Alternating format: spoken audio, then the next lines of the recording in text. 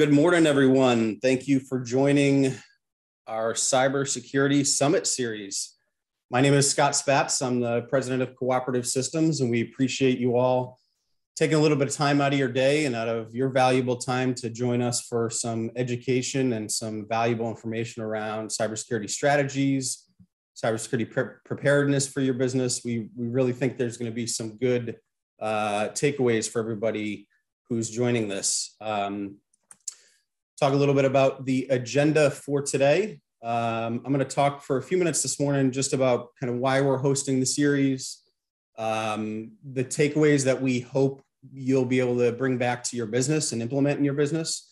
And then I'll be introducing our speakers for the day here at the local New Haven office, FBI office. We'll take a break after Connor's presentation, and then we will move into Jay Ryerse's presentation. He is the Vice President of Cybersecurity Initiatives for ConnectWise. Got some really good content around cybersecurity strategies and things that businesses are doing to protect themselves well. We'll take another quick break after that. And then we're going to get into an overview of some tools and some frameworks that we're going to provide you as a benefit to looking at cybersecurity a little bit differently for your business. One of them is a cybersecurity assessment tool, and then the other is a SWOT analysis. So we'll go over the details of those and how you can use those and complete the information on those. And then lastly, we'll wrap up with a Q&A panel. We have a couple other people that have joined us for a Q&A panel. So we hope during the presentation today, you'll come up with a lot of questions. Think about things within your business that apply to the content we're going to be delivering today. And we hope you have some questions. So we do want to make this interactive. So, all right. So just a little bit about why we're hosting this event. We want to be clear that this is not your typical cybersecurity event. There's a lot of events going on there and a lot of things that people are talking about just from more of a product perspective of, oh, you need this tool, you need that tool. This will protect this portion of your business and this portion of your network. We want you to think a little bit differently about cybersecurity preparedness. And we're doing this because we want your business to be safe, protected, and as a result, allow you to be productive. And we want you to think about cybersecurity preparedness and your cybersecurity strategy in a way you've never thought of it before. We want you to know things about cybersecurity that maybe you don't know, and hopefully we're providing some good education on this that may open your eyes to how not being prepared really could impact your business. And that's really what we're aiming for here is everyone having a good strategy, good program, and ability to really well protect your business so you don't run into these issues in downtime and, God forbid, ransomware or something like that, the stories you hear in the news all the time. We really want you to be armed with the tools and strategies. And you'll leave this event, this Cybersecurity Summit, not just today's event, but the whole Summit series, feeling differently about IT and cybersecurity. And you'll know the exact steps to take in protecting your business from a cybersecurity incident. All right, a little bit about what you'll receive from this event. I mentioned that a little bit already in the agenda overview, but today is one of three of the events, or three parts in the series that we're hosting. And today's kicking it off. And again, really focusing on cybersecurity topics that are vital to your business. We want to inform you on the state of the IT industry and how this is affecting you. And then our speakers today are really going to share some real world scenarios, what's really going on, what we're, again, really aiming to protect your business for, and also sharing some success stories. There's some good positive information out of all this as well. It's not just doom and gloom. September's event, which is the next in the series, will cover more industry specific information. I'll get into some of the details on that in just a minute. And then December's, that's the third event in the series, will be a little bit more solution oriented and solutions you can implement in your business. All three events will give you valuable and actionable takeaways for your business. And you'll get to see how you score through a complementary SWOT analysis framework, which I'll be introducing a little bit later on in the presentation today. We've developed an input framework with scenarios already established. We wanted to give you some scenarios to be able to evaluate your business on. So we've done some of the work for you, and you just have to fill it out. And again, we'll go through the details of that a little bit later. You'll also receive an assessment tool via email that will scan your machine and identify any vulnerabilities. And that assessment tool will also help you in filling out the SWOT analysis framework for your business. You'll receive both in an emailed report, and that will, again, the assessment tool will help you complete the SWOT analysis and identifying some vulnerabilities there. All right, so format of the series. Again, I mentioned this a little bit already, but wanted to put it up on the screen. Today's event really covers kind of state of the industry, current threat landscape, why you should care, real world scenarios, things like that, that businesses just like yours have gone through. September's event, which is going to be in person at the Hartford Club in Hartford, Connecticut. It's on September 15th. That event will cover more industry specific information. And the goal of that event is to make it really interactive. We're going to have industry specific breakouts that are going to be led by individuals who have expertise in each of those industries. So depending on what industry you're in, we will have a place for you to go into one of those breakout sessions where the goal really there is to bring the SWOT analysis that you did after today's event, the takeaway from today's event, bring that with you to the event in September, and then be able to kind of workshop it. You'll have experts there that will be able to answer questions, be able to talk about some of the scenarios that are going on and help you work through that SWOT analysis, maybe make some updates to it, maybe make some changes to it, and talk a little bit about some of the ways in which you can improve your business as a result. And then December's event, which will also be in person, is also going to be at the Hartford Club in Hartford. That's going to be a little bit more solution oriented, where based on the content that we've delivered and presented to you in the first two meetings today and in September, as well as using the SWOT analysis framework and that vulnerability assessment tool, you'll have valuable and actionable takeaways for your business. We're going to provide you some solutions that you can implement and be able to describe those solutions as it relates to some of the things that you've identified in the SWOT analysis framework. So that's a little bit about the event series that's coming up. We hope you'll join us for all three events. Again, we really wanted to do this as a series so that we can educate you along the way, and then again, give you some solutions towards the end of it.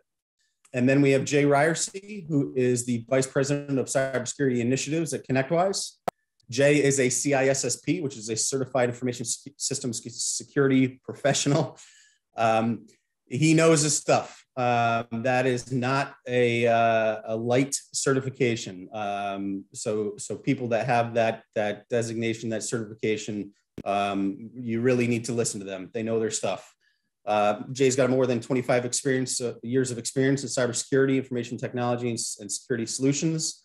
And what Jay and his team at ConnectWise do is they work with IT firms like us to help our clients and help us drive education of awareness, cybersecurity initiatives, things that are going on that can help us better protect our clients. What every business owner and leader really needs to know about protecting against cyber attacks. So as Scott mentioned, I'm Jay Ryerse, I'm VP of Global Security Sales now at ConnectWise. I am a CISSP, so I have a technical background, but today's conversation will not be technical. My experience in the channel has to do with training people and talking with business owners on an ongoing basis around what it means to reduce risk to their business. You know, the concept here is pretty simple, but why you should spend a few minutes listening to what I have to say, it's probably not me as much as what we're doing here at ConnectWise. Our current systems ingest over 70 billion events per day that we're looking at from security logs from small businesses all around the world. We're backed by 160 plus security operations center engineers and analysts, plus incident response and threat hunting and research teams. So a lot of the content that I'll bring back will stem from what we've seen in the SMB space, the small and medium business space, that's important. So why should you care about cybersecurity? Look, there's a lot of reasons why. At the end of the day, it's a risk to a business. And, we do a lot of surveys and work with a lot of service providers, as Scott mentioned, but also we're talking with the small and medium-sized businesses. And at the end of the day, you've got to learn what the threats are and be prepared. If you think about just what's happened in the last couple of years with COVID and that really a shift towards remote working environments, what that really meant was that we took all the machines that were behind your corporate firewall and moved them outside the firewall and made them easier for attackers to be able to take advantage of those. And of course, launch attacks against users your team might not even see. The problem is that most organizations don't really understand or quite often underestimate the value of not having access to their data. And because of that, they're not taking positive action now. Lastly, look, there's so much going on in the cyber threat landscape. There is no way to solve for every single problem out there. And I'm not going to propose that we should do that. But let's identify the risks that will impact your business and build a model around protecting that to the best extent possible. So it was really fascinating listening to Connor a few minutes ago, because obviously we're pulling data from the same places. And I think the Internet Crime Complaint Center's report is fascinating. But I look at it from a business owner's perspective, a little bit different than the technical perspective you might expect from me. For example, we know that business email compromise makes up nearly half of all reports. We reported complaints in the last year, but not just last year, last several years. And it's been a recurring theme. And what I looked at it from was, what was the loss to businesses? And so the average loss per complaint worldwide from their report was about $120,000 for business email compromise. That's up from $94,000 the year before and $75,000 the year before that. So it's a profitable business to be in cybercrime, sadly, right? Next, we talk about ransomware attacks. And I'm telling you that they're happening in North America every 11 to 14 seconds on a business. That number comes from Fiserv, but even they can't agree on their own numbers. So it's somewhere between 11 and 14 seconds. It's happening often. And yet, you don't go to the bar at night with your friends or to dinner and say, hey, we got hit by a ransomware attack today. How about you? We're just not talking about it. And so quite often, if you've never been through a ransomware attack, you really don't understand what the impact of it is. And so I want to give you a real live example of one that I was directly involved in with a company called CrowdStrike doing the forensic investigation. In this case, it was a 140 user business located in the Southeast US, not in your market directly. They were hit by a ransomware attack the Friday night before Christmas in 2016. It was about 11:50 p.m. at night when it happened. And we happen to have some tools on a few of the machines that they were testing. It just so happens those few machines did not fall victim to the attack, but everything else in the network did. So 43 plus servers, 83 plus workstations that were turned on. And, Connor talked about, Friday weekends and holidays, and that was certainly a good example of one. But in this case, we know now, after doing the forensic work, that it was a Russian group called Xdetic, and they had used remote desktop services to access the network. They'd been in the network for over 300 days. And in doing so, they could see everything. They had full access to the whole network. And so when it came time to launch their attack, here's what happened. Here's what it was like. So they encrypted 5 million files. And a law firm, 5 million files is a lot. That's a lot to control. It was about 12 terabytes of data, if you want to understand the capacity of that. So it's an extensive amount of data. The backups were corrupted, and corrupted is a non-technical term that means that the attack group, Xdetic, actually had access to admin credentials. And so they logged into the backup servers 91 days before the attack. And they unchecked all the data folders. So they're only backing up the routine Windows files that you find on a Windows disk when you buy a new computer. None of the data was being backed up, and nobody noticed. Now you're probably saying, well, Jay, why did you highlight 91 days? That's because this particular business had a 90-day retention policy on backups. So once they got to day 91, the attackers knew that there were no other backups, that they could launch the attack, and there was a high possibility that they would get paid. Again, it's a business. Now, back then, Bitcoin was not very expensive. Matter of fact, it's probably dropping in price today, speaking of. But at that point, they paid a $25,000 ransom. That was actually, time I believe it was 28 Bitcoin to get there. So again, prices were down. Today, 28 Bitcoin would be several $100,000. And this company would have paid that. Their insurance company would have paid in a heartbeat just to get their files back because they were down. Now, here's where it gets interesting. Here's where I really challenge business owners to think deep about the impact of an attack. They were down for 2 weeks after this happened. Access to no files, no computers, nothing. All the work they were trying to get done for end of year, that they were driving blind. And that's because after they paid the ransom, it took them 39 hours per terabyte to restore the data, to decrypt the data and get it back into a usable fashion. So it doesn't always take this long, but if I'm half right and it takes 20 hours, that still would have taken days, if not a week, for them to get their files back. And then you got to put the network back together again and figure out what happened, how they got in, and make sure it doesn't happen again, because there's nothing worse than recovering from an attack and then all of a sudden the attack happens again. So a lot of steps went into this process to help solve this issue. So if you've never been through a ransomware attack, it's far worse than you probably could imagine. Now, the next thing I want to cover, kind of speaks to ransomware attacks, but it really just all cyber attacks. In this case, we're talking about dwell time. Now, I mentioned that these attackers have been in the network for over 300 days. We saw that in the forensic data. The dwell time represents the length of time an attacker has free reign in a network, the time they enter the network, the time that they're eradicated. It's important to know that because dwell time changes risk. If I can identify an attacker within the first 15 to 30 minutes, my risk is very different as a business leader than if they're in there for 30, 60, 90, 180 days. So you got to start to account for time in your calculus that you'll work on when you're building out your SWOT analysis. Now, I know some of you are probably saying, yeah, Jay, this hasn't happened to us yet, though. And you probably live on a beautiful street. There's no noise, no pollution, no trash, no traffic. The kids stay out and play until the streetlights come on, right? And you don't think that crime exists in your neighborhood. Well, the reality is crime exists everywhere when it comes to cybersecurity. And so you need to at least understand the numbers, understand what the risk changes to your business over time.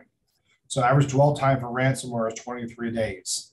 Average downtime now is 21 days. An average cost of recovery, including paying the ransom and recovering from an attack, in 2021 was $1.8 million. For some of you, you may not even have a $1.8 million business.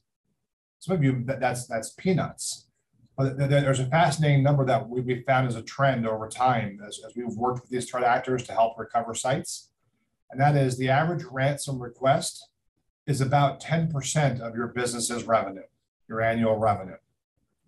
So if you're a $10 million business, don't be surprised if the ransom request, that hits your screen is $1 million. Now that helps you start to figure out what this would look like and start to assess the cost, but that doesn't include the cost of recovery, of legal issues, privacy issues, and all the things that come along with the cyber attack, including recovery and the cost of the ransom. So it's a major issue for us today that we need to at least be aware of and be conscious of.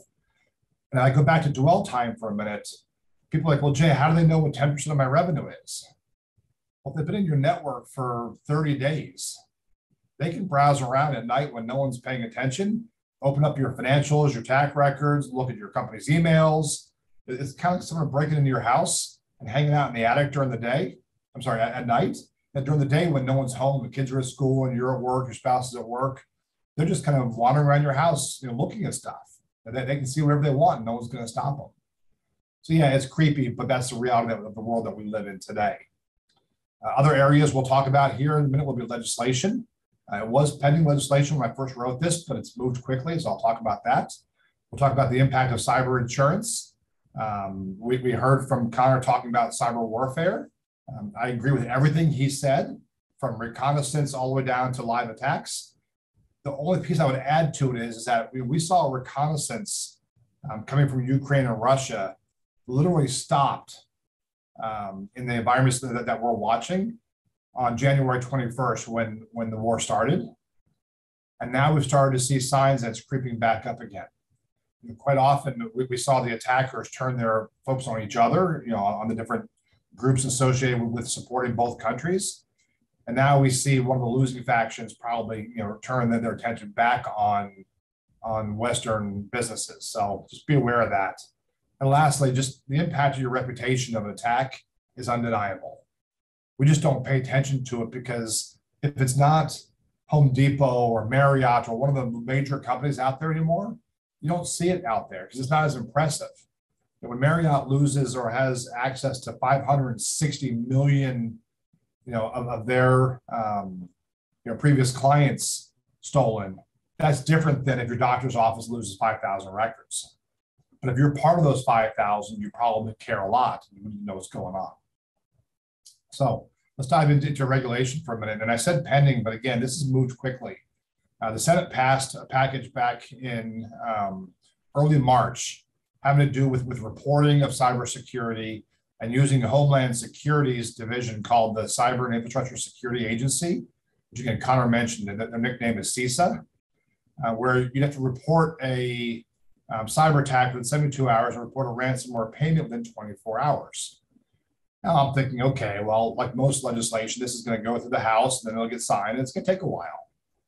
Well, in this case, a while was about a week. It was literally a week later, it was signed into law. And so the Cyber Incident Reporting Act is something you should know about. It requires critical infrastructure companies in the 16 industry sectors identified by the federal government to report to CISA and Homeland Security within 72 hours if they experience a cyber attack and 24 hours of making a ransomware payment. Now, I'm guessing a bunch of you are like, wow, that's pretty crazy. Thank goodness I'm not in the industry sectors that are impacted, but here they are. And we don't talk about this enough, but most of you on this call, I don't even know you. I would dare say that of the 65 or 70 people on the call, most of you fall under one of these categories. When you think of it from that perspective, this is a problem. Because one, we didn't know about it. Two, they had given Homeland Security, I think it was 18 months to get the word out and then build the notification process on their website. Notification process went live the same day the law passed. They already had it built. They knew what was coming. And so they're fully prepared to take in this information and use it to help try to stop the bad guys, the threat actors that are out there. But it's not easy. So now let me back up just a little bit. And it's interesting because again, Connor mentioned Colonial Pipeline, an attack that happened about a year ago. We all heard it on the news. We saw gas prices spike and a lot of chaos around it. But what was really fascinating was at the exact same time, within hours of this being announced, the White House rolled out an executive order on improving the nation's cybersecurity. The intent was to tell government offices and critical infrastructure companies what good should look like and how you should be thinking in the process. And from my perspective, working in the civil or civilian space, is that it's the first time I've seen where they called out some specific action plans and tools that you should consider. So when you're thinking about what good security looks like for your business, they started off with an incident response plan.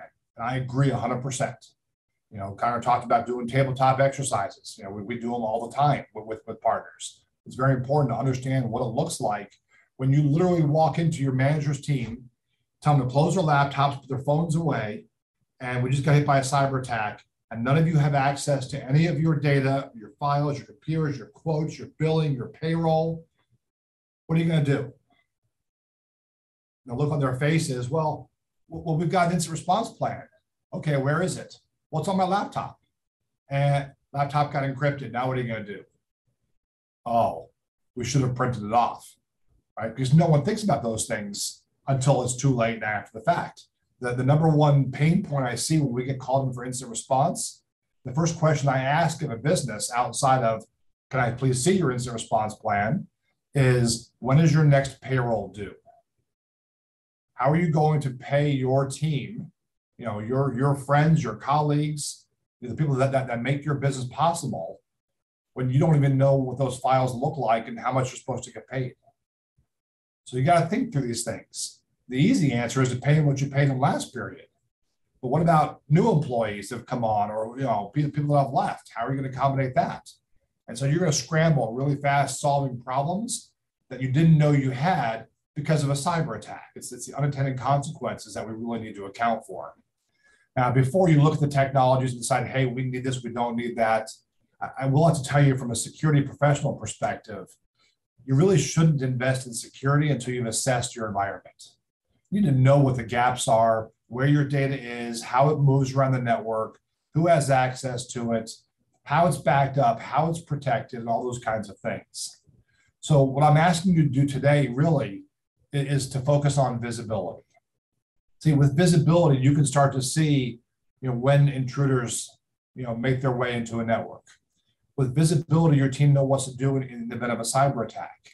Your partners, your vendors, your other sources that provide solutions to you will know what you expect from them if there's a cyber attack, or when. Really, it's not a question of if anymore, but of when it happens.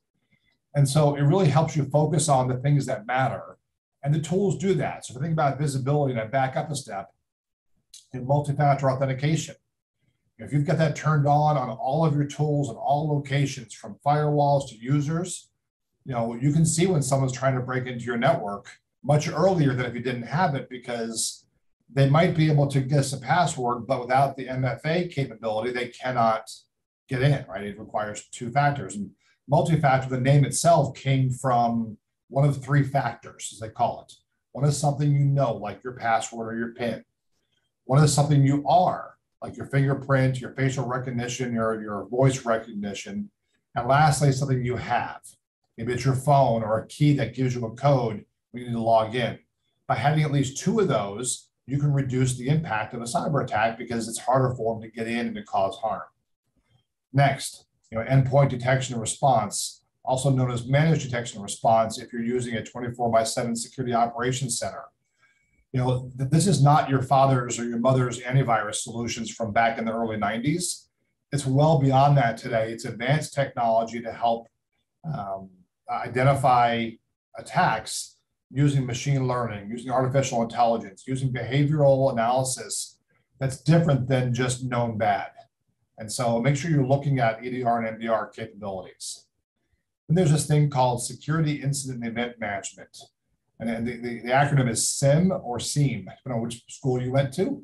But SIEM is designed to read all the security logs of all those devices on your network, your routers, your firewalls, your switches. And for most of you, there's probably hundreds of thousands of security events that are triggered every day that no human could possibly look at and correlate the data. So you use SIEM to actually analyze that data and pull out the potential issues that are going on. And it's, I hate to use this analogy, but it works. It's kind of like looking in the rear view mirror after you just may have hit a squirrel. You're looking at logs, which is your rear view mirror, look behind you to see whether or not you caused harm. With SIM, you're looking at logs to see if somebody logged in your network inappropriately 15 minutes ago, 20 minutes ago. And the good news is no squirrels were harmed during the making of this presentation, but you kind of get the idea, right? It's the ability to do that. And lastly, backups. And backups are a fascinating conversation, because in the last 10 years, IT people have focused on moving backups off of tapes and onto digital assets, USB drives, flash drives, cloud storage, those kinds of things. But what we didn't do was enforce what we used to do, which was someone takes a tape home once a week, or takes it to the bank and puts it in the safe deposit box. Right? So we need to get back to having an offline copy of your backups. Maybe it's once a week, once a month, whatever you're willing to tolerate in complete data loss in the event of a cyber attack. Right? So what's the absolute longest point I can go back before I'm really harming the business itself? So all of these things, you'll actually work towards getting visibility when you go through and do that assessment. So let's talk about what an assessment might look like, and things that you should be thinking about when it comes to cybersecurity. And this is going to really help frame the conversation that Scott and Tim are going to talk about with the SWOT analysis. So when I think about cybersecurity, I'm thinking about the impact of people, process, and technology. This concept is true of IT. It's true of most things in most of your businesses. If you can get these three things right, you can be a highly effective, very valuable business. So what does it really mean though, if you don't get 2 out of 3, or you only get 1 out of 3, or none out of 3? Obviously, if you've got none with people, process, or technology, you don't have cybersecurity. So we can throw that one out the window. But start looking at this with me and think about it from a capacity outcomes. How are you going to scale? What's it going to look like? So if I have people, but no process and technology, it's very difficult to execute, right? It doesn't matter what your business is, but it's very true in cybersecurity. If I only have a process, but no people and technology, I'm probably wasting my time. You think back to how many company policies you have that you have never enforced. Right? That's the concept. The process by itself is not enough. If you've only got technology, it becomes shelfware. And the best example of shelfware is if you remember buying computers back in the day, and it's probably still true today, they come with a built-in antivirus. Dell negotiated with a McAfee or Symantec or whoever the provider is that we're working with. And a year later, it's time to renew your antivirus, and you don't. You just keep ignoring it. And ultimately, that technology becomes shelfware because it's not serving any purpose other than slowing down your machine. So we want to make sure you've got processes in place to keep that technology current. So now we're talking about people and process. If you have those two, that's good, but technology does allow you to scale. So you want to build out the ability using technology to scale. If you've only got people and technology, you have very inconsistent operations, meaning you haven't matured your processes yet, which means you're probably throwing more people and technology at the problem rather than taking a step back or zooming out, as I like to say, to really understand how we can improve what we're doing. If I've only got process and technology, there's no adoption, right? It's not going to happen. People are not going to sign off on it. And it's not until you find people, process, and technology and check those boxes that the capacity and the outcomes you're looking for is a successful cybersecurity program. Now, it's a great concept here to understand, but now let's talk about responsibilities and who actually owns the responsibilities for protecting your data. I love this conversation because if we were live, a lot of you, the look on your faces would be like, oh, I didn't want to be responsible. I wanted to pass this off to a different team. I want someone to transfer that risk to my insurance company or give it to my IT team. So in this pie that we talk about, the data owner owns the liability. And we know that they own the liability because they establish the budget for protecting data. And they ultimately are the ones that would be sued in the event of a breach, right? I mean, at the end of the day, they're the ones that own that data, so they're responsible for protecting it. But again, quite often, data owners want to push that information and that responsibility down to the IT team, right? The information technology team. But IT really just implements solutions, that were budgeted for by the data owner. It might be the custodians of the data, but it's not their data, right? Their job is just to put in controls, and they're always asking for more budget, right? And I get it because they need that to do the right job. You'll never see an information technology team start deploying stuff that costs money without the data owner approving it, or they probably won't work there for much longer. Now, lastly, you've got the information security team, and I want you to think of this as risk managers. Their job is to assess risk, make recommendations for mitigation strategies, then provide recommendations for the data owner to approve or provide budget for. And it's interesting because we always think that information security is all about spending money. And it's not. A lot of things can be done on a network to tighten things up and to reduce the attack surface that don't cost money, but they might require you sacrificing convenience. For example, it's no longer acceptable to use password 1234 as a password. We want something more difficult, more challenging, make it a little bit harder for the bad guys to just break in or to guess your passwords. But that doesn't cost anything other than, again, your users have to say, okay, we'll follow the policy. Multi-factor authentication is the same way. EDR is the same way. Those are low-cost solutions to help drive, really just build a bigger wall around your company's data, regardless of where that data lives. So the information security team then provides guidance to the data owner as to what controls they can put in place and where they should spend money on security, which then the information technology team helps deploy. It becomes this evergreen circle of life because security is truly a journey. It's not a destination. You don't just get there and say, okay, we're done, we're all good, until you close your business. And even then, you probably have some responsibilities. So this is easy for me to present this and show this to you this way. So let's kind of talk about what businesses are actually doing to secure their business. Now, I'm not saying you need all these, so don't misinterpret this, but these are kind of the 14 or 15 most common things that we see business owners put in place to help reduce their risk. There's one area here I really want to focus on, and that's, well, it truly is the security assessment. At the end of the day, until you assess, you should not spend money on any of their tools because you don't understand what the value of that is, whether it's actually going to help your business.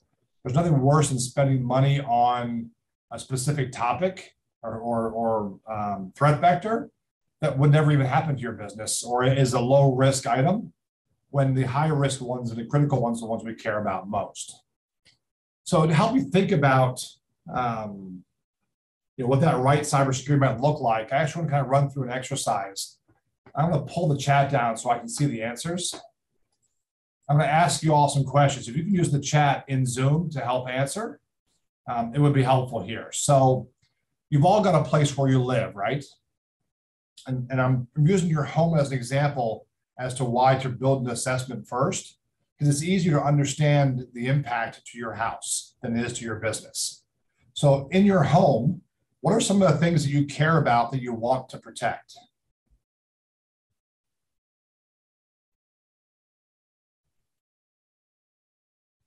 Pets, I agree. What else? Kids, family, agreed, 100%. Your files and your data. So let's talk about files first, Max, right? We're talking about passports, birth certificates, financial records, tax records, right? Important things like that. And data is kind of vague. If I say I want to protect data, I don't really know what that means, but I'll show you I'll get closer to that answer for you here in just a moment.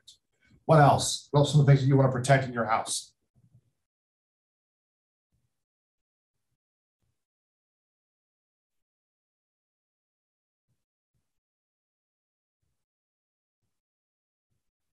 Photos, family collectibles, agree. Good call.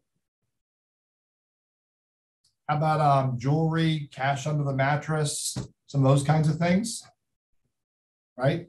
The other one I hear about quite a bit are electronics, right? Taking care of electronics are usually important.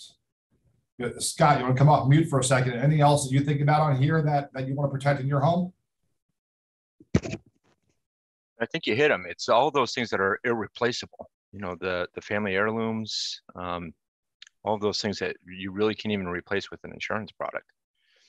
Yeah, very, very true. And so when we think about electronics, I kind of get your thought on this. What's more important to you, your TV or your laptop?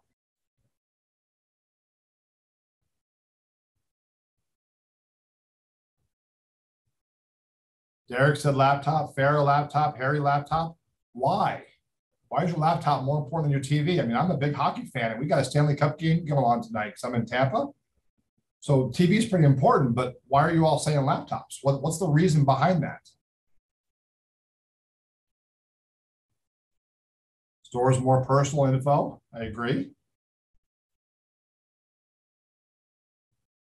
It's probably where a lot of you keep most of your life, right? Your financial records, your ability to work potentially from home. If you're working from home, you got access to all these other things that are really important to you, including probably pictures and those collectibles. And your TV, look, we're going to let the insurance company buy you a new TV, right? That's not the end of the world. So that's easy to identify that. And when we think about doing assessment in your business, we want to assess where your most important items are, right? Some of my data in the cloud, some of it's here in the office, some of it's on your laptop, those kinds of things. But you definitely want to keep track of that because that's where the data resides. And that's what's important. Okay, so that's the easy questions. Well, this next one's probably even easier. Tell me, how do you protect your home? What are some things that you do today to actually protect your house? These are usually the three most common, but I'm looking for a bunch more. So what else? How do you protect your house? Yep, alarm systems, cameras. Some of you have got dogs. Hopefully the police will show up. CCTVs, neighborhood watch. Right? I've got a nosy neighbor. I mean, I love her to death. She's so sweet. But anytime somebody parks in our little area, if she doesn't recognize the car, we all get a text message with a picture of the car so we know who it was and what it was. Right? It's that neighborhood watch type of view. And she's better than a camera because she's like on it. You know, these things happen, right? So we buy insurance, right, to help protect our homes. You've got cameras. I saw a Ring system, CCTVs, right? The doorbell camera is certainly a great one. Maybe you've got a baseball bat sitting behind the door or other weapon of choice. I'm not judging. I'm just making recommendations, right? That's how you might protect your house. You've got yard signs saying you've got an alarm system. You've got an alarm system. Motion sensors, right? Maybe turning lights on in your backyard or by your garage when someone's snooping around. You want to know there's something going on. And of course, education, right? You got to be able to teach your family, your kids, you know, what it means to protect your house and then to leave it protected. So these are the most common things I hear, especially when we're in person, which is way more fun because it gets quite comical. But when I look at this, I kind of structured the data in a certain way for you to understand. This first column are things that we do to actively protect your home, right? To keep the most common intruders out.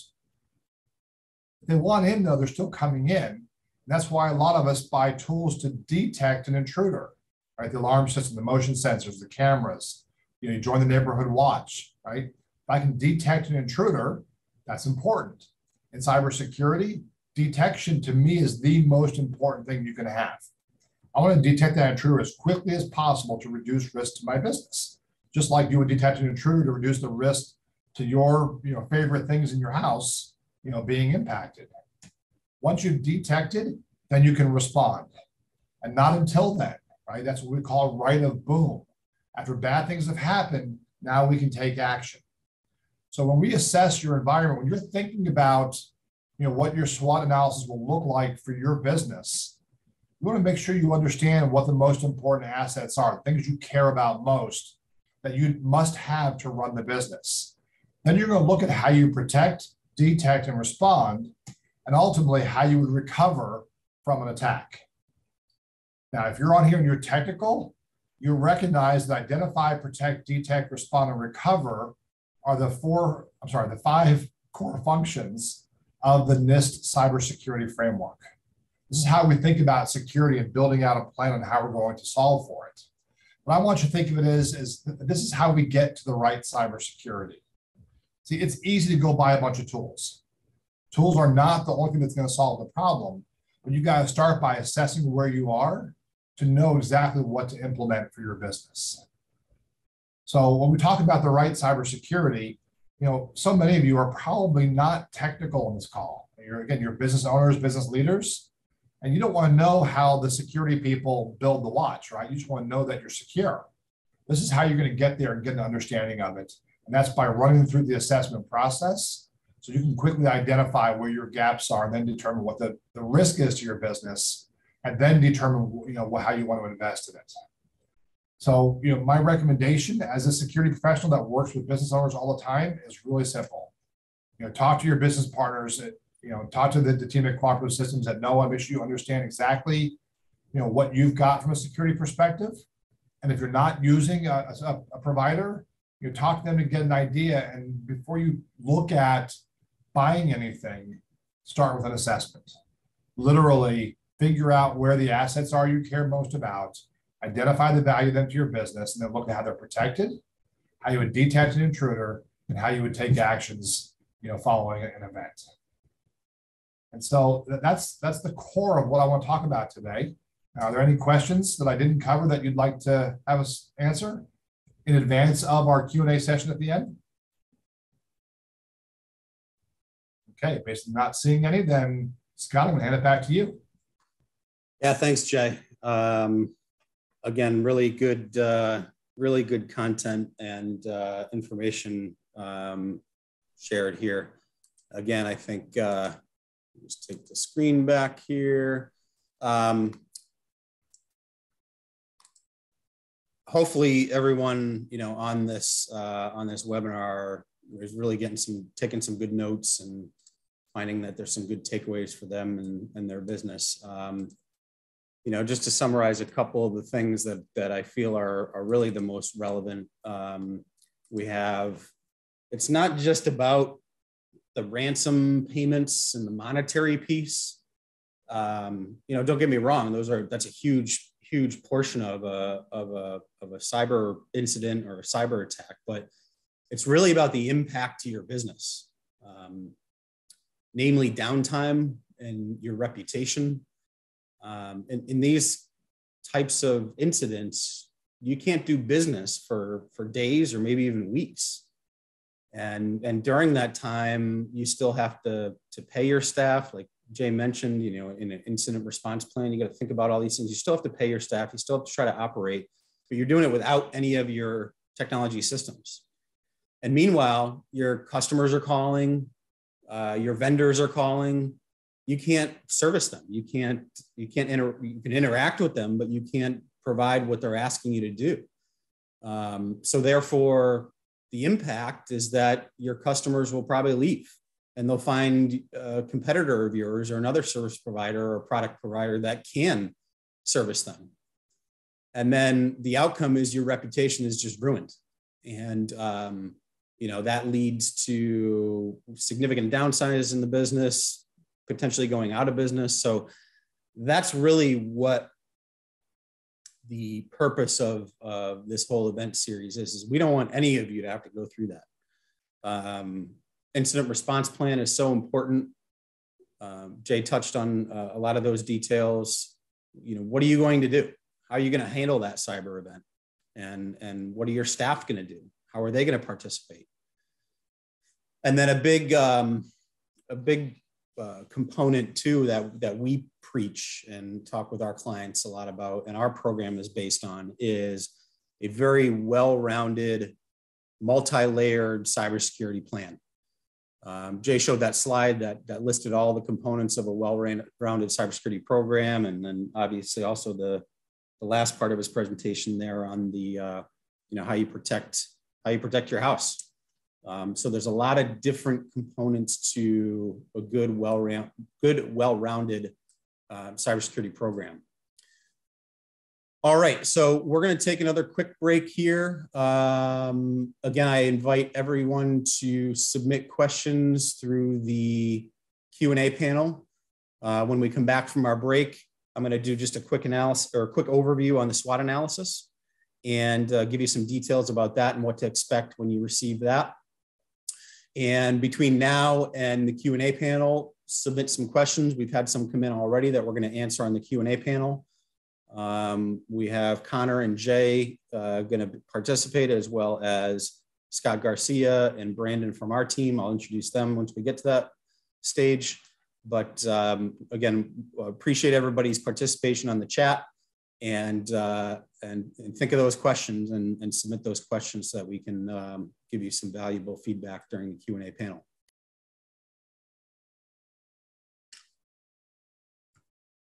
Okay, we are back. Next, we want to go into just an overview of a couple of the takeaways that I mentioned at the beginning of the webinar today, one of which is a cyber assessment tool. And then the other is a SWOT analysis framework that we'd like you all to participate in completing. Some good, valuable information, and again, just different way to think about your cybersecurity preparedness.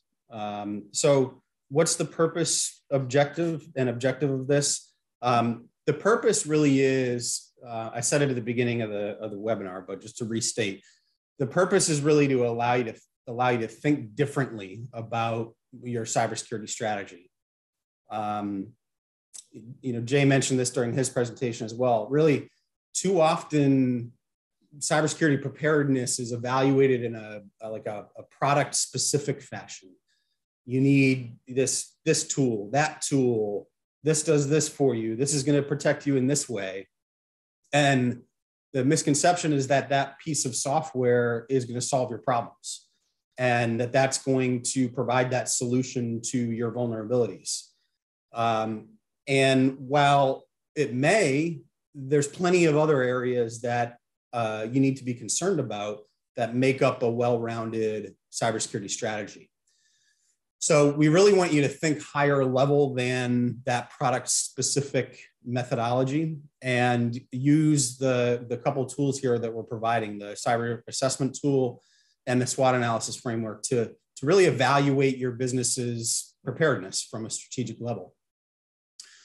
So we've put together a number of statements that encompass strategic related statements and kind of encompass a well-rounded strategy.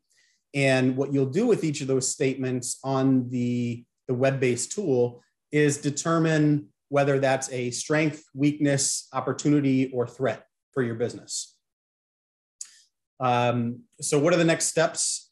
After today's webinar, we're going to send you an email, and that email is going to include a couple links. It's going to kind of re-summarize, the expectations and instructions, but it'll include links to the assessment tool and to the SWOT analysis.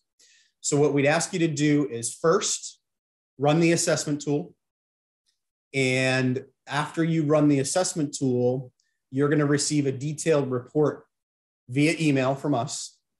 And for those of you who are attendees from the same company, if you have any of your peers on the webinar together, the assessment tool is unique to your company, to your business. So if multiple people from your company run the assessment tool on your computer, you'll get one report back that contains the information on both of those machines, but representative for your company.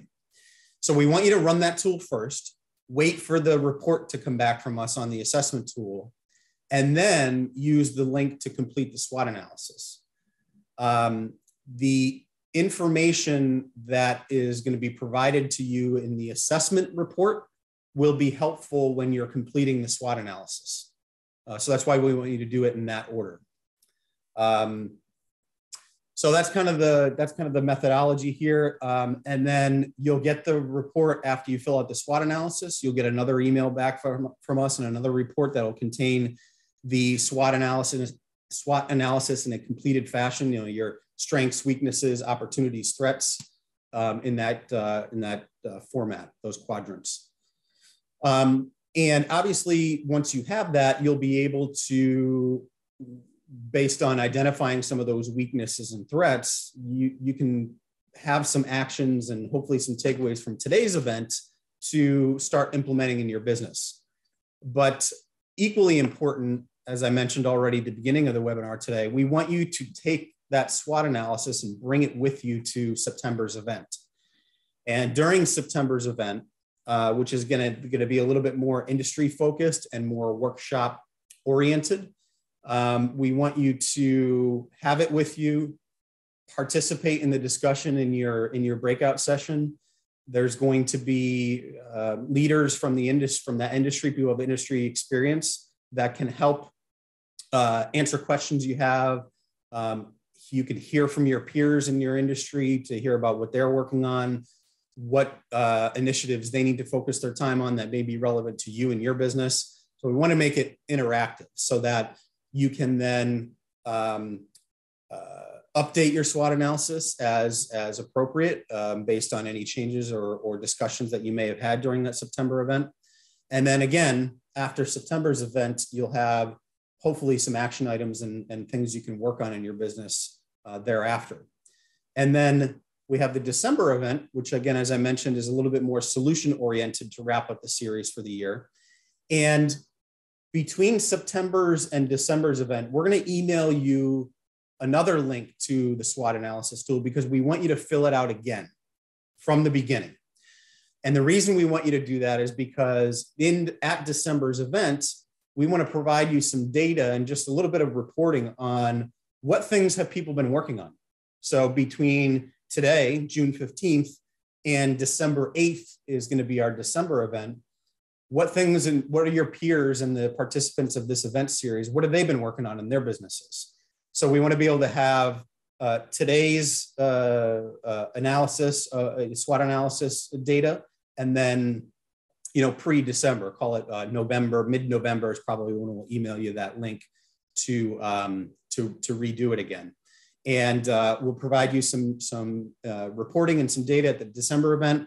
But then equally important, you'll have a more completed version and another version of a SWOT analysis for your business to bring with you to December's event, where we're going to be talking about more solutions and things that, whether they're product specific or solution oriented, that you can really implement in your business and address those remaining threats and weaknesses you may have, and have those actionable takeaways. The other thing to think about, it's not just about threats and weaknesses for this evaluation and this analysis. There's a lot of information that Connor and Jay presented already today that talk about what's really going on out there in the business world, and real world scenarios and stories of what's happened. Again, we don't want this to be all about doom and gloom. We want you to evaluate your strengths and opportunities as well as part of this SWOT analysis, so that you can differentiate yourself and market yourself against your competitors to say, hey, we've got our stuff together. We've done all of these different things. We are prepared. We have an incident response plan. We've tested ourselves. Our staff are aware of what they're going to do when and if this is going to happen to our business. We're a better fit for you as a customer of ours because you can be confident in the fact that you can do business with us, as compared to some of our competitors who aren't being forthcoming about this and who aren't thinking about cybersecurity preparedness in this manner. And that, again, that's a differentiator and a marketing component for you to use in selling your service, selling your product, and marketing your business. So again, it's not just about the doom and gloom piece. I keep saying that, but it's not just about the threats and the weaknesses. Certainly that's a big component because we want you to address those things and be well prepared.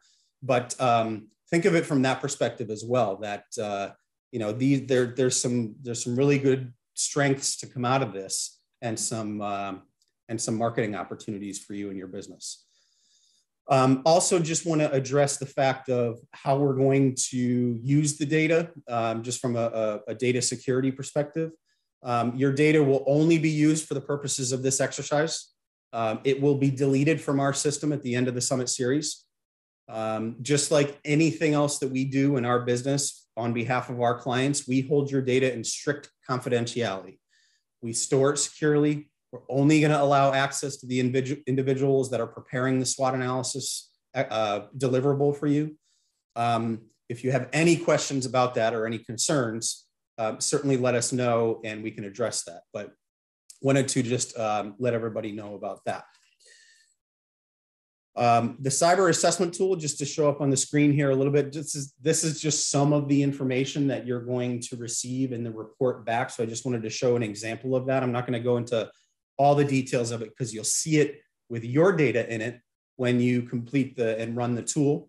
But there's going to be some information in there, such as dark web exposure details, endpoint health details on the devices that you ran the tool on. It'll look at user accounts and any possible policy violation in terms of passwords and password policy. And again, those are just a couple things, but I wanted to show kind of at least what the format of the deliverable is going to look like when you receive that back in your email. And then next, this is what the SWOT analysis framework is going to look like. And these are a few of the statements that are a part of the SWOT analysis framework that you're going to be filling out in the web-based tool. And this will be a sample of what the report will look like and the framework will look like when you receive it back. And again, all of the instructions will be re-summarized in the landing page of the link that we're going to send you via email. So you don't have to remember everything I said today, because all of that will be reiterated in the landing page and be there for your reference when you're completing the SWOT analysis.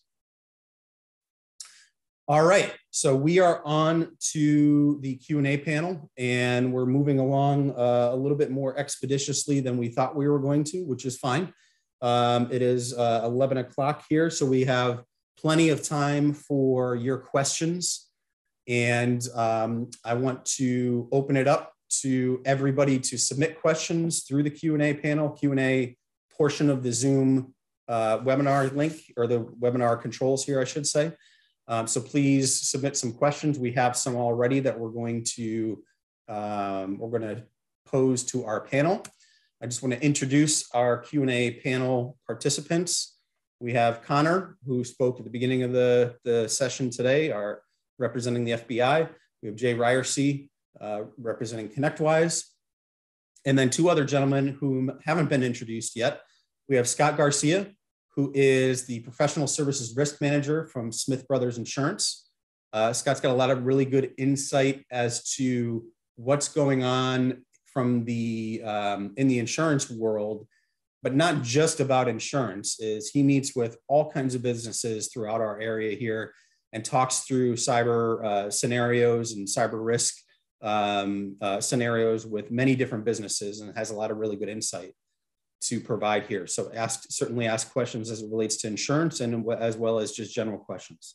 And then we also have our own Brandon Default, who's our security engineer here at Cooperative Systems.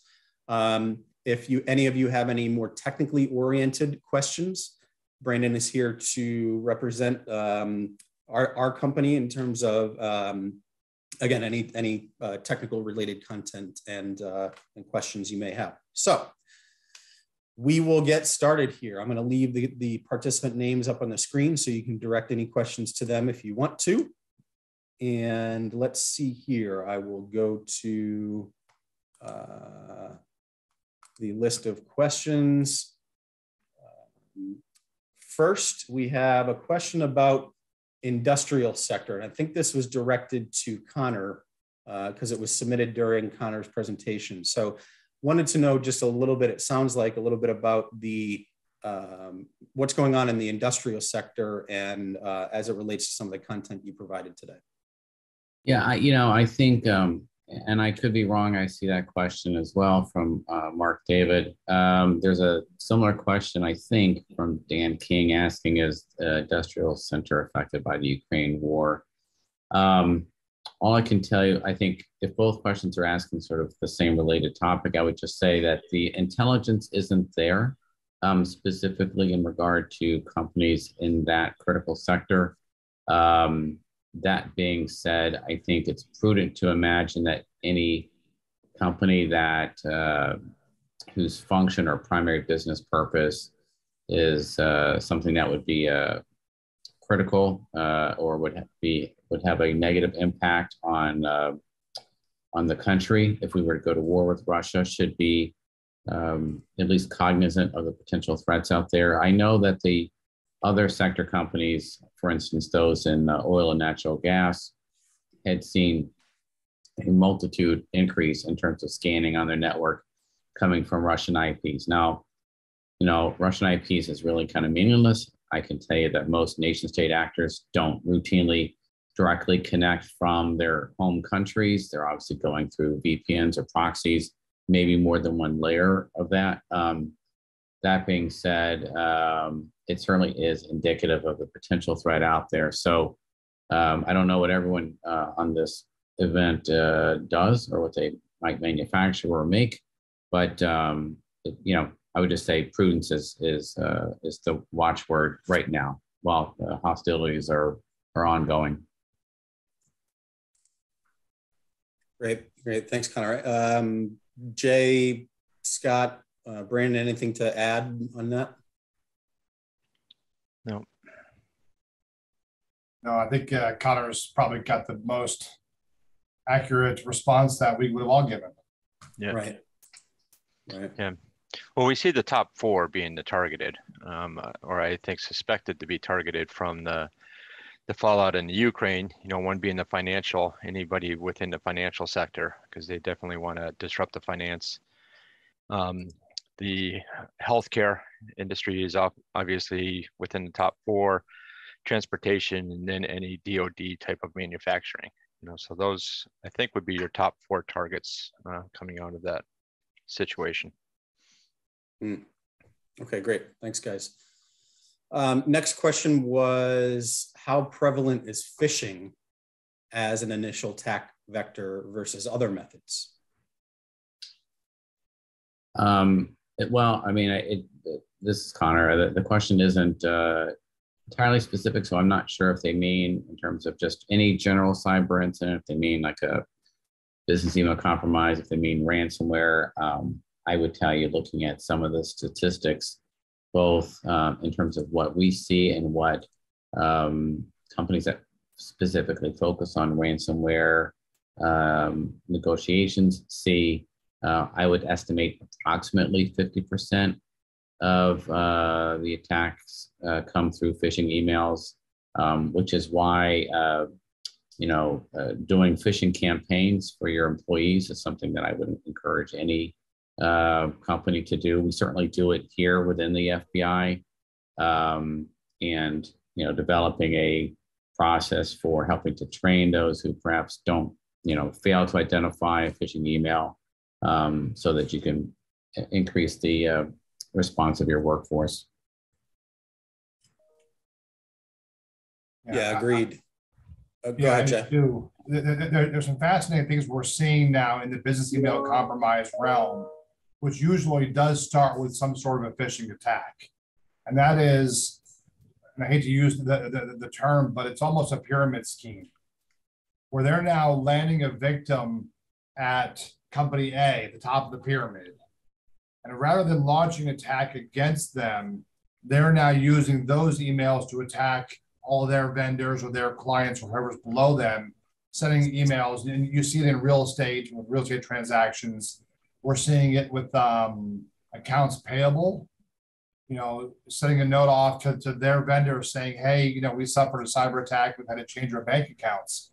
Can you please update the payable information to our new account? Which isn't their account, obviously, but it's coming from a real email from someone that they've communicated with before. And so the people at the second tier don't have the controls in place, and they're making those changes arbitrarily. And then 2 months later, realizing that they sent money to the attacker, not to their supplier. So it's fascinating how these things are starting to find new ways to capitalize, literally, earn money on these opportunities, and then they're finding new and innovative ways. The other one we see is in human resources. It used to be that they'd use a phishing attack to go after HR and try to get someone to open up an infected resume. I'm using that in air quotes. But now what they're doing is they're bypassing the firewalls and the email systems, and they're using LinkedIn directly or one of the other social platforms to send that information. They'll open up a conversation. So, Scott, it'll be a question of, hey, I saw that you guys posted this job for cooperative systems, to the HR person, say, would you mind taking a quick look at my LinkedIn profile and see if I'm a good fit? Well, HR's got an obligation to recruit, so they take a quick look at it and they say, yeah, you'd be a fantastic candidate. We would love to talk to you. Go ahead and send over your resume. Here's my email address. And then they respond back and they're attaching it in the LinkedIn comment, and users are clicking on it. At that point, it never went through your email systems, but it's still, social engineering, which is not good. So we're seeing some really creative threat actors. Right. Yeah, and it's a simple attack as well. It's not very complicated. Doesn't take them much time. The rewards are huge. So they're putting in very little time for high reward. But you typically see it for 2 different things. They're either looking for the money or they're looking for information. So one of the claims that we see all too often, as Connor was talking about, is real estate. And what they do is they insert themselves into the real estate closing process. And usually what they'll do is they'll set up a rule within your Outlook that's looking for keywords, payoff, whatever keyword they're looking for. And what it will do is forward all of that communication to a dummy Gmail account. And that's how they can insert themselves into the communication process of a real estate closing. right? That way they know the timing, they know the amounts, they capture everybody's email signatures. And it could be inserted either at the law firm, it could be in the realtors, it could even be in the client's email. You know, there's a lot of weaknesses within that communication chain. And then what they'll typically do is they'll send an email saying, you know, now's the time for the payoff. You know, the amounts all look correct and everything looks legit. You know, the email signatures are proper, but it's a week early. You know, so the client will wire the funds for the payoff, and then a week later they'll get a email from the law firm saying now's the time, and they're like, well, we sent it last week, and by that time, as we know, it's already jumped domestically, and the funds are gone. You know, and the fallout is horrific. You know, the real estate transaction is obviously defunct, and you know, usually that's your life savings is your deposit that's going down onto it as well. You know, so it gets really ugly. It's very simple for these guys to pull off.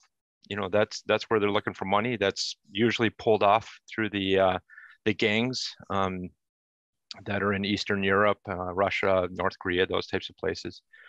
You know, but then there's other countries like China that's looking for the information. They'll use a lot of phishing attacks to get information that they're looking for to further their political agendas that are in there as well. Which kind of leads me to a question for Connor. You know, because this Ukraine is so you know, prevalent, and you know, one of the things that I'm always interested in, and I've been trying to keep an eye on, and maybe you have a more insight into it, is do we know how the ransomware gangs are sitting politically? Are they siding with the government? Is the government kind of leaning in on these guys to help fund, or are they anti-government? I think that's a slightly complicated question to answer, but I will do my best. So we have some particular insight into a lot of the online criminal forums, particularly ones that are Russian speaking.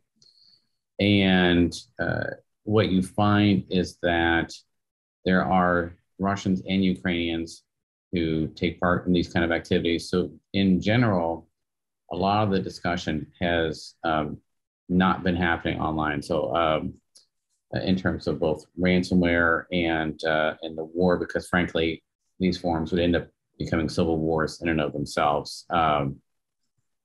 There have been some groups, I mentioned one, that have sort of publicly, Conti being the biggest example of publicly stating that they're going to be out there supporting Russia. You haven't really seen that on the other side. But I will tell you that in the wake of some of the more high profile ransomware attacks that have had some, where at the end of the day, you got some of these groups who've had funds seized by the Department of Justice. There's definitely been a chilling effect on these online forums. Most of them have a prohibition on discussing ransomware or advertising ransomware. That's not to say that you can't find places to go for it. But in most of the prominent forums, they don't talk about it out loud. But back to your general question, you know, how's the war sort of impacted the ransomware? I would say we've seen a couple groups kind of fold up shop. And whether that's because they're in Ukraine and their infrastructure is destroyed, or they're in Russia and they're just trying to basically pull out of the game for now until things calm down, it's hard to know. But, you know, there's still plenty of ransomware out there, war or no war. Excellent. I'll actually add out there, there's some researchers that have put some content out there that showed where these different threat actor groups have publicly taken sides with pro-Ukraine or pro-Russia in the process. And we've seen several of the groups, Conti's an example where a group of what we believe were threat actors that were part of Conti split off and created a new group because they didn't agree with where they positioned politically in this conversation. And so it hasn't changed a lot in the last 30 days, but early on during the conflict, you saw a lot of these groups not only taking sides publicly, and I say publicly, it's not like it's on the news tonight, but it's in their forums that they use to share information. And because we've got sensors and clients all over the world, we are still seeing some unusual traffic in Europe, originating from IP addresses that are probably spoofed, I agree, but coming out of Russia and Ukraine accordingly. And it's fascinating to see how those things are playing out. So I don't know that there's going to be any more splitting of the groups at this point, but knowing that there are groups that have sided politically is probably not a good thing for businesses in the U.S.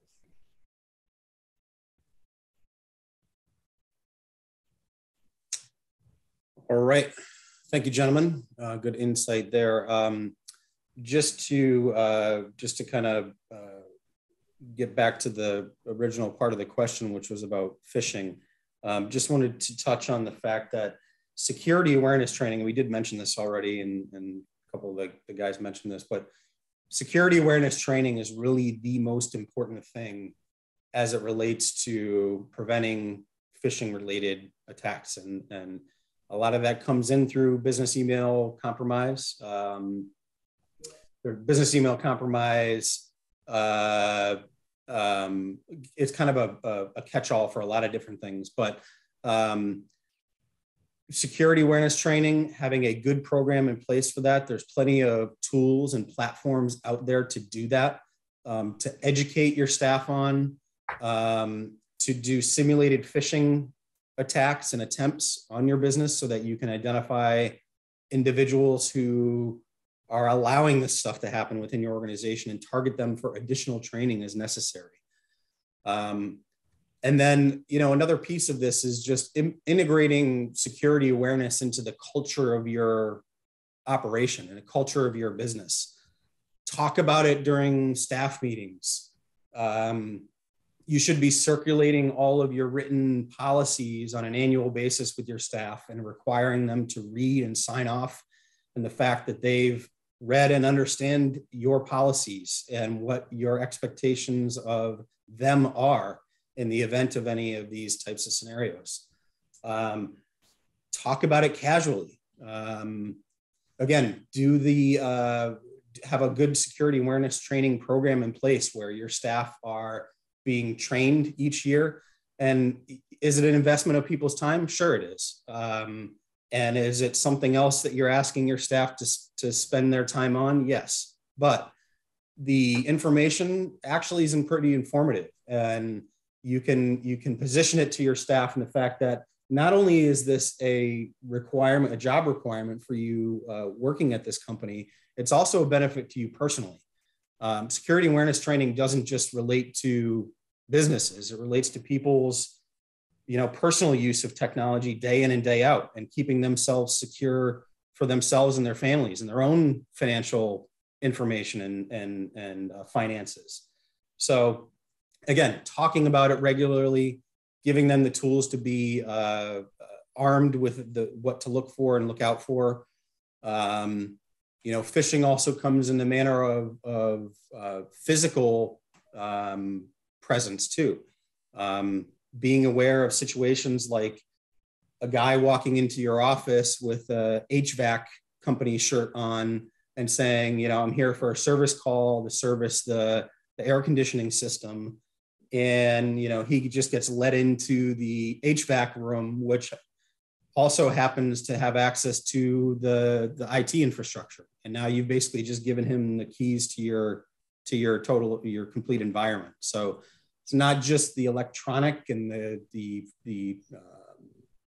computer-based vulnerabilities, it's physical stuff too. So again, all of good reasons and components to have a good security awareness training program and a culture of cybersecurity awareness in your organizations.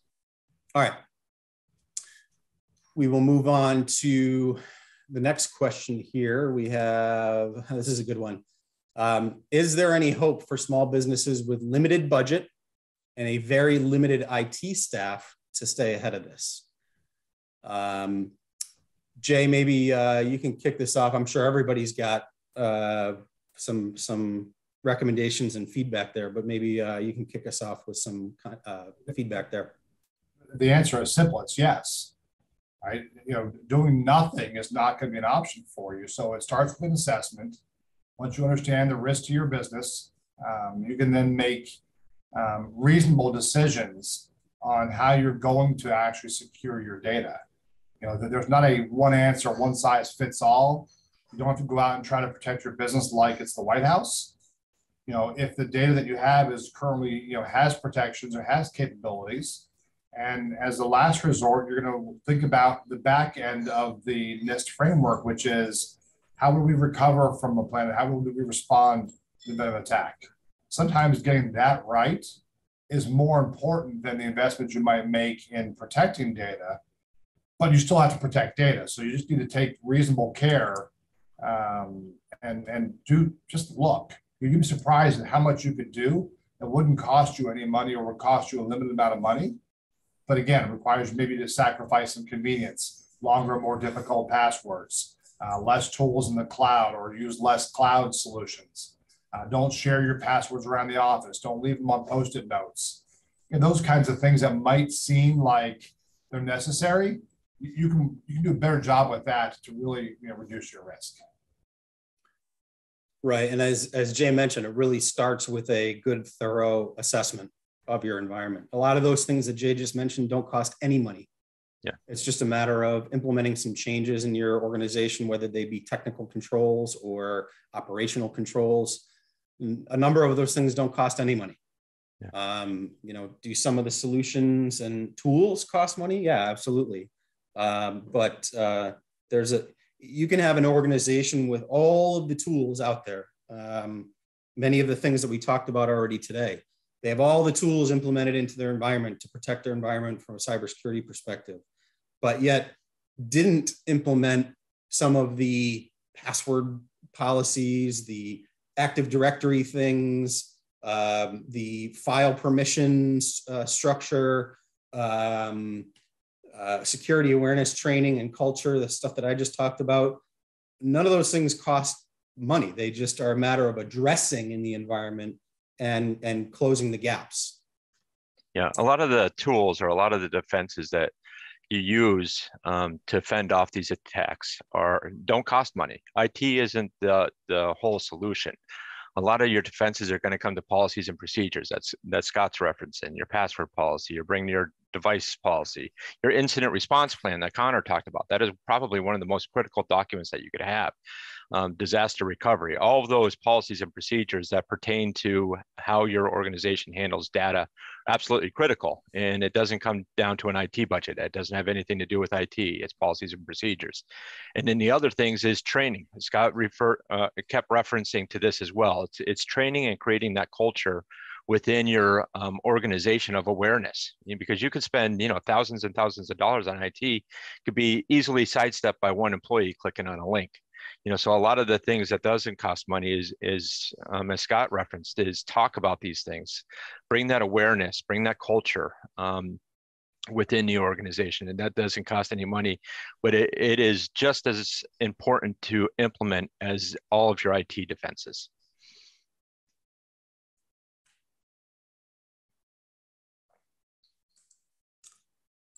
All right. Any other comments on that question or responses by the panel?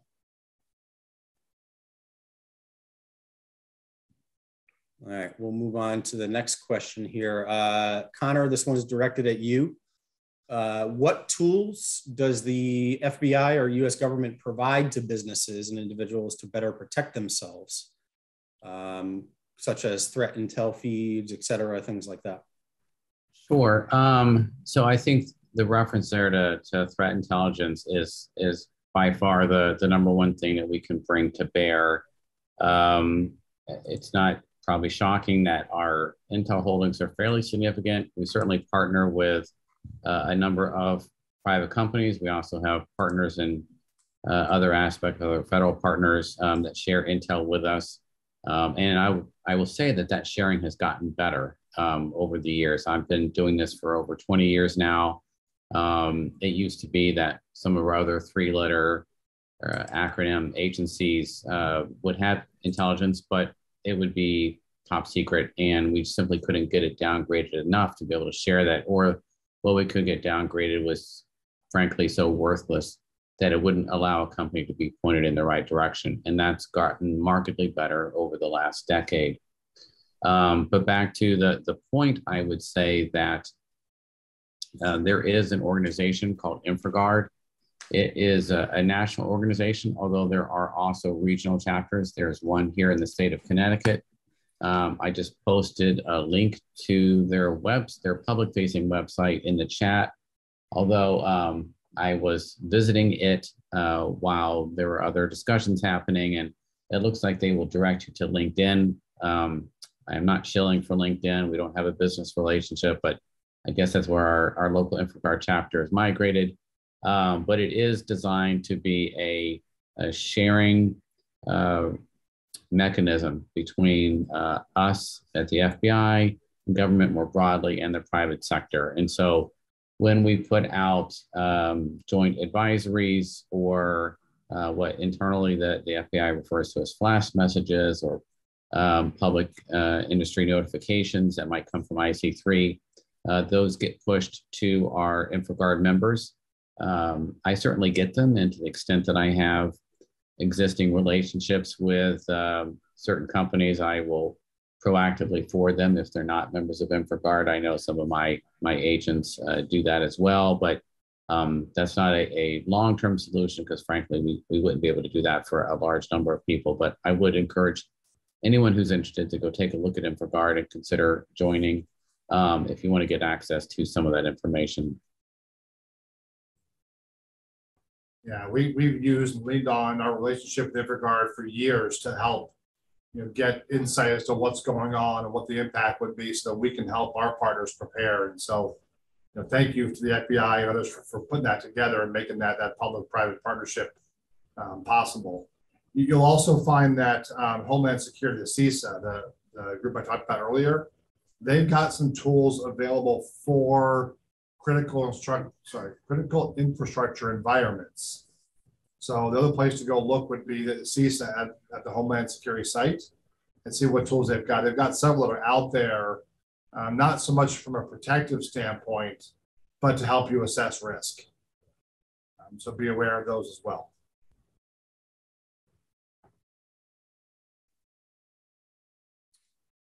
All right. Next question here. Looks like Brandon from our team is probably the best suited to start the discussion off. Question is, what is the most common cause of security incident that you all at Cooperative Systems encounter, and how do you protect against that? Sure. So actually, our experience kind of mirrors what Connor had in one of his first slides, which is the business email compromise attack is usually the first way in that we see among our customers. And also we had another question about what percentage of our customers do we usually see having an incident. Luckily, it's a relatively small number, probably 1% or less, but it almost always starts with some sort of phishing or business email compromise. It's by far the most prevalent one. Occasionally that initial compromise will lead into something much worse, like a larger ransomware attack. But what we're seeing for the most part where financial losses occur is somebody gets into somebody's email account, for example, in HR or accounting, and then they use that access to talk to other third parties that don't have an insight into our network, maybe don't have a direct relationship with us and our management team, so that these third parties might be vendors that regularly wire transfer, funds around. They may or may not know that anything's going on for quite some time, and they go past that 48 or 72-hour time frame that Connor originally outlined there. So they're going after the third parties to circumvent a lot of the controls that are being put in place and a lot of the legislative frameworks that are in place that can help you recover. So the attacks that we're seeing are largely social engineering based. And one of the, I do want to impress upon everybody here, one of the things that I often find when I'm beginning an incident engagement with a customer where there is a financial loss of any amount is a lot of the times they haven't even gone to their bank yet to report the fraud. And that's like basically one of the first things you should do after calling me to reset your password is call your bank and alert them to this, because they will work with the FBI immediately as basically a matter of course. And anything that they can do, your bank usually has partnerships with other banks for this particular reason. And if you very quickly alert them to a fraud, they will contact the other bank and at least freeze the funds if they can before it's been transferred out. A lot of the things that we're also seeing is in the past years, these fraudulent transfers went from your bank in the US to outside of the US. That's a lot more difficult to recover. But there's been some legislation and some other controls put in place that makes that less appealing and less easy to do. So what criminals are doing is compromising bank accounts in the US. So it's a US to US transfer. It's a little bit more risky for them. We have a little bit more control if we catch it early in the process to recover the funds. But it's a kind of a sneaky way that they're circumventing some of the international wire transfer controls that are in place. I don't know if Connor, you agree with that? Or yeah, I mean, same thing? I know in my hurry to get through my content, I talked fairly quickly and kind of glossed over some things that I would have spent a little bit more time on. I think that last part is certainly true. Going back several years, the transfers did start overseas. And then from our perspective, it was likely a combination of some of the steps that we were taking. And quite frankly, the fact that a transfer to China just seems a lot more suspicious than a transfer to Bank of America or Wells Fargo or some domestic US bank. And so there has been a change in tactics. That is true. And then there was some other point that I was going to make that I'll think about in a few seconds, but I'm getting older and it just slipped my mind. But yes, I would agree with that. Yeah, so business email compromise is by far the number one. And obviously implementing stuff like email filtering and MFA on your email, those are the good technical controls to prevent that. But then just employee awareness training is unfortunately not a great, it's not something you can just buy and put in place off the shelf that's going to save you. It takes work, it takes training, it takes involvement from humans, which is always the most irritating piece from an engineering standpoint, but it's critical. You have to train your people. Everybody who has an email account needs to know what to do when they get something that looks a little funky.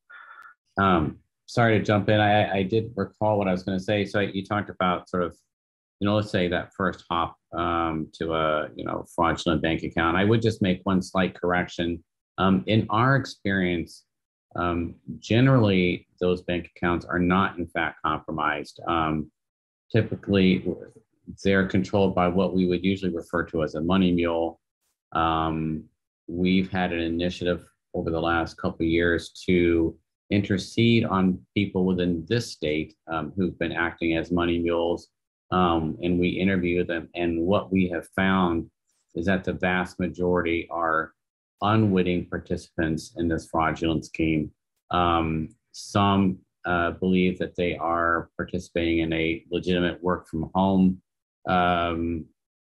scenario, and there's some legitimate reason why they need to move money on behalf of their quote unquote employer. Quite frankly, the vast majority tend to be victims of romance scams. And so while you might think that these are all compromised bank accounts that your money's going to, in fact, they're likely going to people who've also been victims themselves of some type of fraud.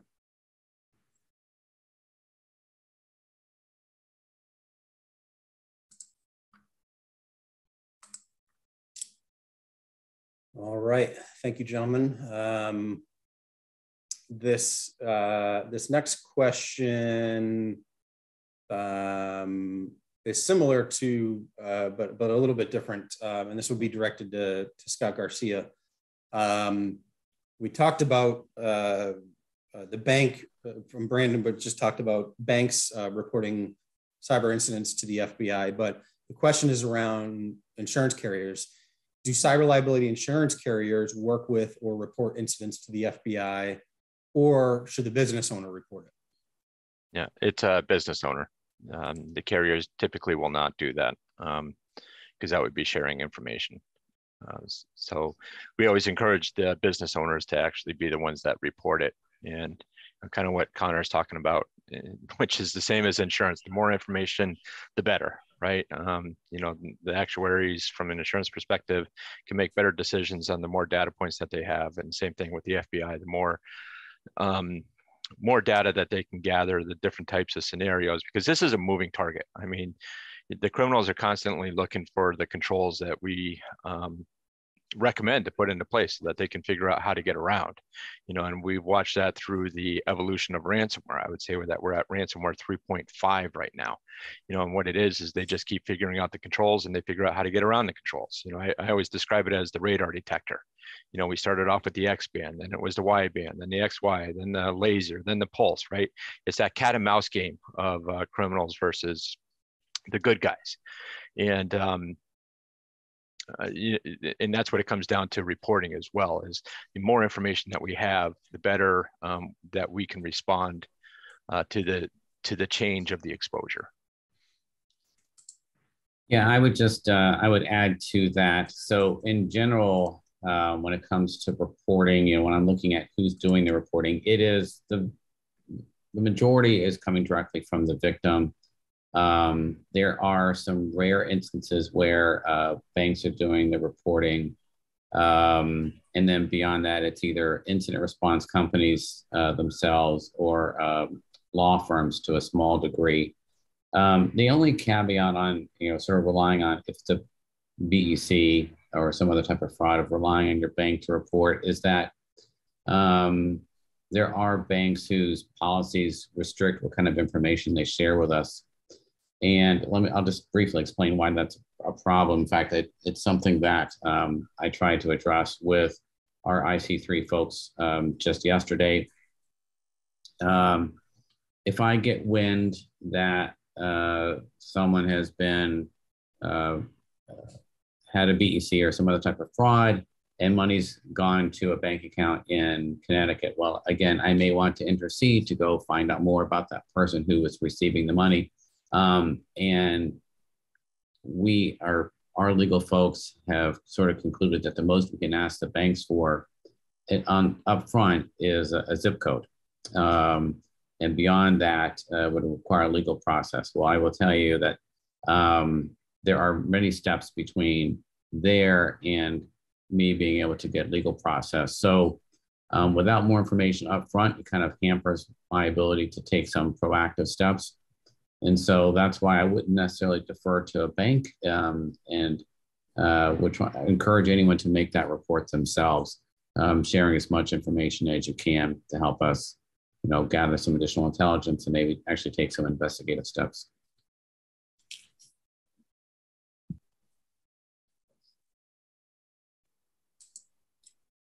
Any other thoughts or input on that question?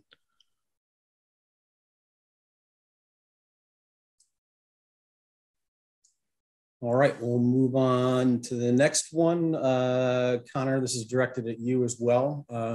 Can the FBI provide physical safety measures to businesses against cybersecurity? Yeah, I saw that question and actually took a couple of minutes to instant message one of my agents who happens to also be on our SWOT team. So a big picture, and I guess little picture, the answer is probably no. We don't really focus on physical security. I will tell you, I will make a plug here for DHS. I know that CISA, for instance, in this state has both a cybersecurity advisor and a physical security advisor. So if you are looking for advice or recommendations in terms of physical security steps that you might want to take, I would highly encourage you to reach out to them. You know, I was trying to see if we provided some active shooter training, but from what it sounds like, that's generally geared towards police departments and school districts. So unfortunately, this is one area where I don't think we would be as much help. But thank you for the question.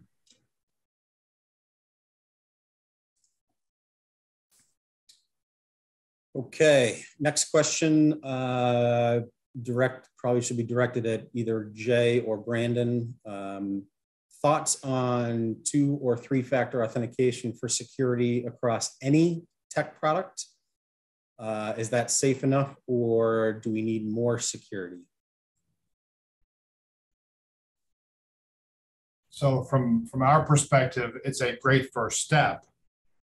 Safe enough depends on the assets you're trying to protect and what the value of those assets are to the business. I don't think that 2-factor by itself, it should be the only control you have, because once the user has access in, you still may need other controls. But Brandon, what's your take? Yeah, I mean, I agree with that. It really depends on what you're trying to protect. One of the misconceptions I see a lot when I'm talking about MFA or multiple factors is people think that, hey, maybe I have these 3 particular MFA solutions, for example, Duo and Microsoft Authenticator, and I can put one on top of the other, and that's 3 factors. Well, that's not exactly the case. When we're talking about multiple factors, we want multiple different out-of-band security controls. So for example, 2 apps on your same cell phone, that's not 2 different factors, that's something you have. So when you're looking at designing an authentication system or any of that type of access control, you want to look at multiple different physical or out-of-band security precautions. For example, physical keys, physical security keys that you would plug in and touch or something like that. You can talk about biometrics, but you want to have multiple different out-of-band mechanisms of authentication. So for example, a lot of the stuff that we do not only requires your username, requires your password, requires a device that you have, it also requires you to come from a very specific source. So we GUIP filter things to our specific physical office. So not only do you have to have all your factors, but you have to be in a physical location to get to this very sensitive critical control.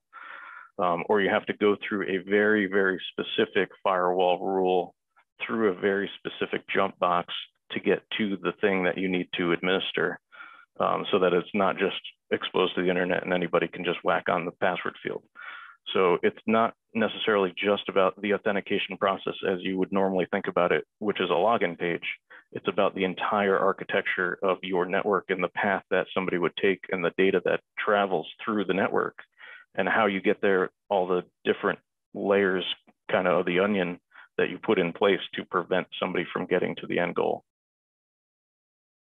Yeah, I know I'm coming in from the government, but you know, I would just say, I'll just give you one quick recent example where I'm dealing with a multi-billion-dollar company that makes an incredibly important product to our nation. And you know, one of the things that they do, because they have a lot of remote users, as I think a lot of companies do nowadays. And you know, there's a host check that happens between their network and before a user can log in successfully remotely. And one of the things that the host check looks for is a valid certificate on the user's computer. But in this instance, we were able to determine that an unfriendly country had been able to compromise that certificate. And so I guess what I would just say is that it's layers. You know, you're building layers, and there's nothing that's not unbeatable, but you're just trying to make it so that you're more difficult than someone else, so that the bad guy frankly moves on. It's kind of like locking your house or your car.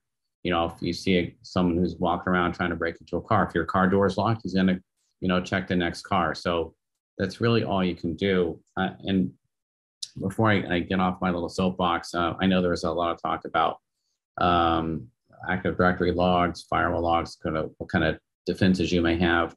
I would just make 2 points about that. And it's just, again, it's based on experiences dealing with companies who've ended up having problems.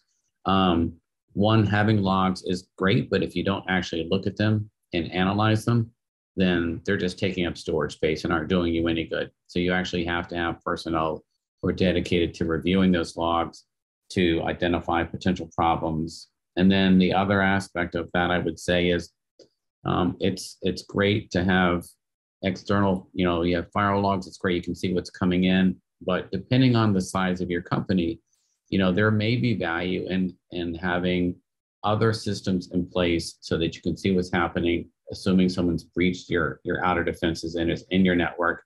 There are many companies that, for instance, can't tell, okay, when someone got in, where did they go? I don't have the ability to look for lateral movement. I don't have the ability to analyze whether data went out, and if it did, what the volume of that data was and what was in that data.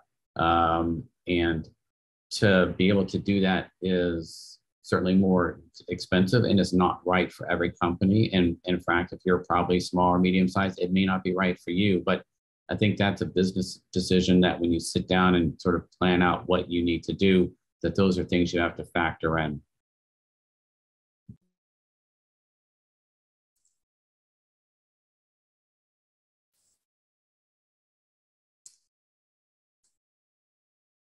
All right, great, thank you. Next question, is there a way to recover multi-factor authentication codes?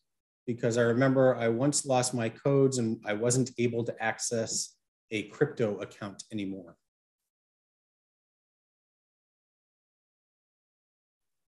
So I guess I can kind of mention something here. That's very specific to the system that you are putting in place. So if we're talking about Bitcoin or something like that, typically that code would be linked to your private key or your private Bitcoin address or something to that effect. And so because of the way that cryptocurrency works, it's by design difficult for anybody who doesn't have your password and your multi-factor like that to get into your systems. So it's kind of your responsibility as the trade-off to having a system that is that secure. You have to make sure that you are designing in controls so that you maintain access yourself. Unfortunately, a lot of the times when people have lost their cryptocurrency wallet password, if it's a cold wallet and they're the only ones that have that password is the only thing that you have to get into that wallet. So if you don't have it, it's gone.